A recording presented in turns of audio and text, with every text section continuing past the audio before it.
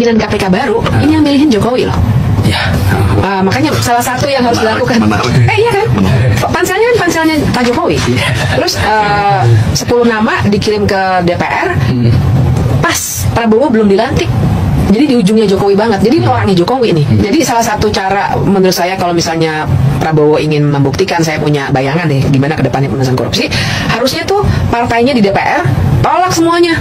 10 calon itu yang udah dipilihkan oleh Jokowi. Tapi Pak Jokowi intensinya memang mau merusak KPK. Saya yang mencoba mau dijadikan alat kekuasaan, tapi karena waktu itu masih independen, masih tidak di bawah presiden, kita masih bisa menyangkal atau bisa tidak mengikuti apa yang diinginkan oleh presiden. Oh, jadi waktu itu Pak Agus sendiri bisa merasakan KPK itu mau dijadikan sebagai alat kekuasaan?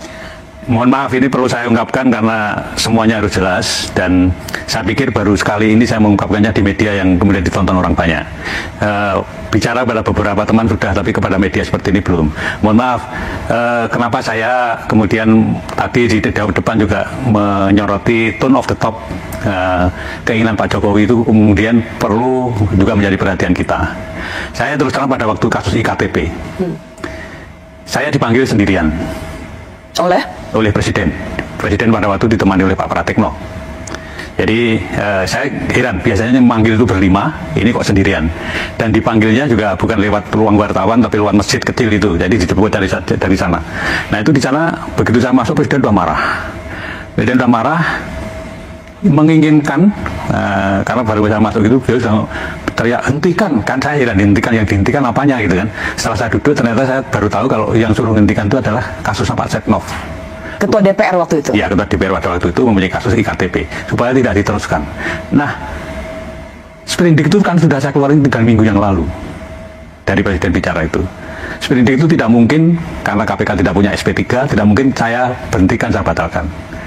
Ya, kemudian karena tugas di KPK itu seperti itu, makanya ya kemudian tidak saya perhatikan, saya jalan terus, Tapi akhirnya kan dilakukan revisi undang-undang, nanti kan intinya revisi undang-undang itu kan SP3 menjadi ada, kemudian di bawah presiden, karena apa pada waktu itu mungkin presiden merasa bahwa ini ketua KPK diperintah presiden kok nggak mau, apa mungkin begitu kemudian itu gelagat awalnya ya? Ya, nah, jadi jadinya kan revisi undang-undang KPK itu, dan sebelum revisi undang-undang KPK itu Anda kemudian juga perlu pahami buzzer itu kemudian kan bukan main kan.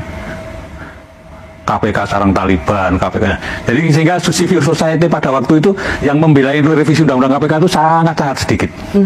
Teman-teman saya seperti Pak Imam Prasojo itu nggak datang tuh kalau waktu itu, karena tidak sebanyak waktu membela Cicak Buaya. Pada waktu Cicak Buaya, karena merasa ini KPK sudah seperti Taliban, seolah-olah omongannya Basri itu betul gitu. Jadi revisi undang-undang KPK kemudian terjadi. Anda kemudian melihat di periode kedua ini kan yang namanya Corruption Perception Index itu kan turun terus-menerus.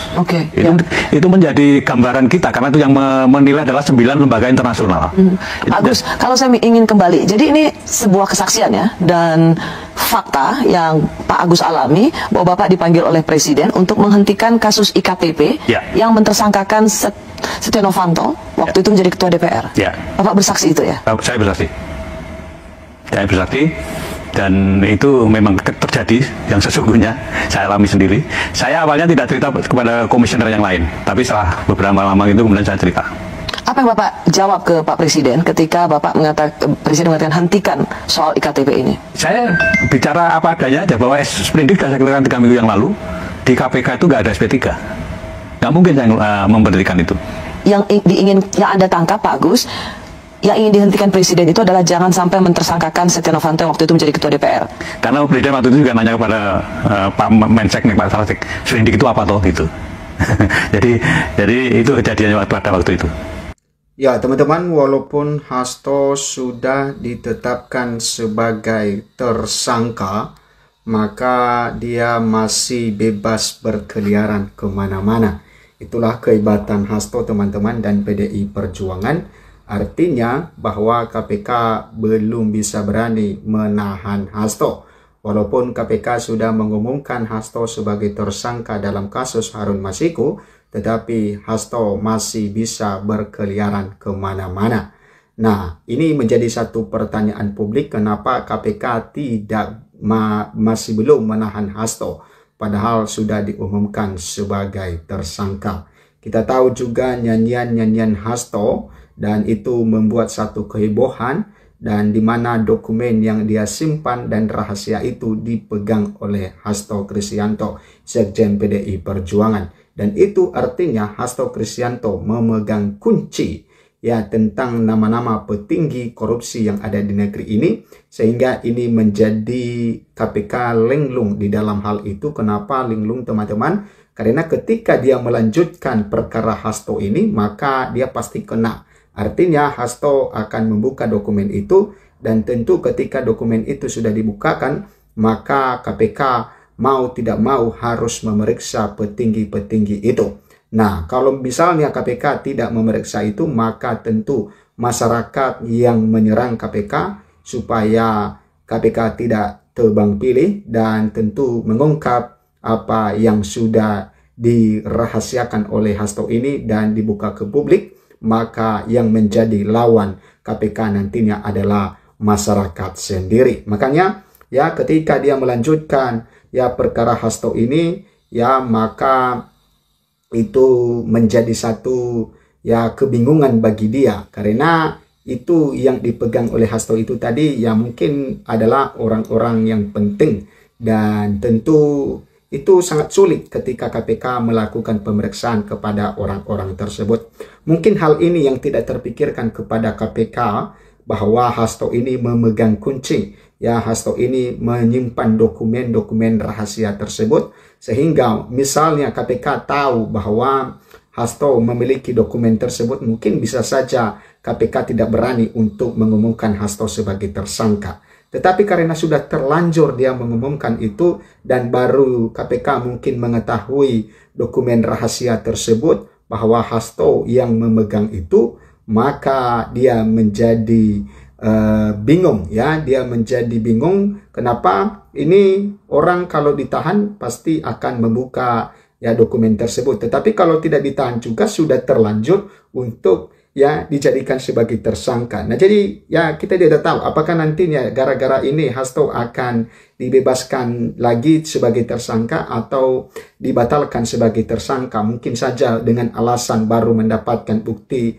yang kuat dan lain sebagainya. Dengan alasan itu mungkin bisa saja.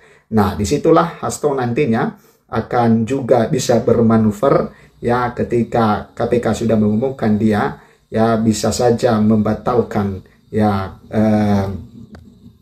tersangkanya ya. Di sini dikatakan ya masih bebas berkeliaran meski sudah tersangka. KPK ungkap alasan belum tahan Hasto PDI Perjuangan. Nah, ini teman-teman kita lihat alasan KPK kenapa ya Sekjen PDI Perjuangan ini masih bisa berkeliaran kemana-mana padahal dia sudah dijadikan sebagai tersangka. Komisi Pemberantasan Korupsi KPK belum menentukan jadwal pemeriksaan Sekjen PDIP Hasto Kristianto sebagai tersangka dalam kasus suap komisioner KPU oleh Harun Masiku. Direktur Penyidikan Dirdik KPK Brigjen Pol Asep Guntur Rahayu menyampaikan bahwa penyidik saat ini masih dalam tahap mengumpulkan lebih banyak bukti dan juga informasi. Tentunya penyidik memerlukan bahan-bahan terkait pada saat pemeriksaan seseorang. Ini tidak hanya HK Hasto Kristianto ya, jadi kami kalau mau memeriksa seseorang kami harus memiliki bahan baik yang akan kita gali, ditanyakan maupun juga apa yang akan kami jelaskan, kata Asep saat konferensi pers di Gedung KPK Jakarta Senin 30 Desember 2024. Nah, ternyata teman-teman ya KPK masih mengumpulkan bahan-bahan ya, bahan-bahan apa yang untuk memeriksa Hasto Kristianto dengan apa yang ditanya. Nah, jadi dengan alasan apa, bahan apa, kenapa Hasto bisa dijadikan sebagai tersangka?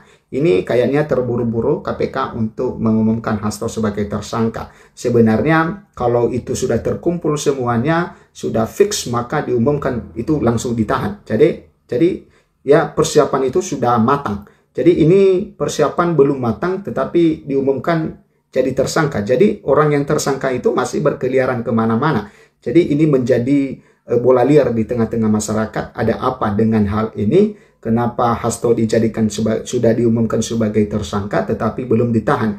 Dan kenapa KPK yang mengumumkan Hasto Kristianto tetapi masih belum berani menahan Hasto? ini satu bola liar di tengah-tengah masyarakat dan menjadi pembahasan yang hangat ya akhir-akhir ini. Ya, walaupun sebenarnya ada pembahasan yang lebih hangat lagi mengenai korupsi 300 triliun ya, karena ya orang yang mengkorupsikan itu hanya mendapatkan hukuman 6,5 tahun, tetapi oleh karena Hasto adalah petinggi PDI Perjuangan, orang nomor 2 di PDI Perjuangan setelah Megawati Soekarno Putri, maka ya isu-isu menjadi sangat heboh. Dan kita tahu dokumen itu juga ya publik masih menunggu dan penasaran ya isi dokumen yang disimpan Hasto itu seperti apa dan nama-nama siapa yang ada di dalam dokumen tersebut. Karena Bu Kony juga mengatakan bahwa ini menjadi akan bom waktunya nanti. Ya tentu ini menjadi bom dan tentu karena bom itu pasti akan menyangkut banyak orang. Ya, Asep menjelaskan penyidik KPK perlu punya lebih banyak bukti dan informasi dari berbagai saksi maupun dokumen pendukung. Sehingga nanti pada saat tersangka kami panggil, kami jelas pertanyaan apa yang mau kita tanyakan. Keterangan apa yang mau kami peroleh imbonnya. Kelengkapan keterangan dari berbagai saksi dan dokumen yang dimiliki KPK sangat penting. Karena sebagai penguat argumen ketika memeriksa tersangka. Asep juga mengatakan bahwa kelengkapan informasi juga bisa untuk mengidentifikasi apabila tersangka berbohong. Nah, misalkan tersangka mengelak, walaupun memang kalau tersangka itu diperbolehkan, dipersilakan berbohong pun silakan hak ingkar. Tapi tetap kami harus menyajikan informasi atau dokumen atau keterangan yang kami miliki. Sehingga yang bersangkutan itu tidak bisa lagi mengelak, walaupun ya kalau mengelak ya silakan saja, pungkas Asep. Nah, jerat Hasto 2 kasus sekaligus. Diketahui KPK menetapkan status tersangka kepada Hasto pada 23 Desember 2024. Hingga saat ini Hasto belum ditahan KPK. Hanya saja sudah dicegah ke luar negeri hingga 6 bulan ke depan. Nah, ini teman-teman ya Hasto ya belum ditahan tetapi sudah dicegah untuk ya supaya tidak keluar negeri ya di dalam 6 bulan ke depan. Nah, apakah proses ini sampai 6 bulan nantinya teman-teman? Ini sangat luar biasa sekali ya persiapan-persiapan yang dilakukan oleh KPK di dalam hal ini. Penetapan Hasto sebagai tersangka tertuang dalam surat perintah penyidik Sprindik bernomor Sprindik 153 tertanggal ya 23 Desember 2024. Dalam sprindik itu Hasto disebut terlibat tindak pidana korupsi bersama tersangka yaitu Harun Masiku dengan memberikan hadiah atau janji kepada anggota Komisi Pemilihan Umum. Nah, teman-teman, Harun Masiku masih menjadi buron KPK dan belum juga ditetapkan sebagai atau belum ditahan karena belum juga ditemukan, dan ini yang menjadi masalahnya Hasto ini sekarang ya berkeliaran kemana-mana padahal dirinya sudah dijadikan sebagai tersangka. Itu artinya bahwa bagaimana dengan nasib Hasto ini? Apakah bebas dari hukumannya atau ya ada tindakan lanjutan yang dilakukan oleh KPK nantinya? Tentu hal ini kita menunggu bagaimana tindakan KPK untuk selanjutnya dan juga tindakan yang diambil oleh Hasto dan PDI Perjuangan untuk merespon dari putusan KPK ini. Sampai jumpa di video berikutnya.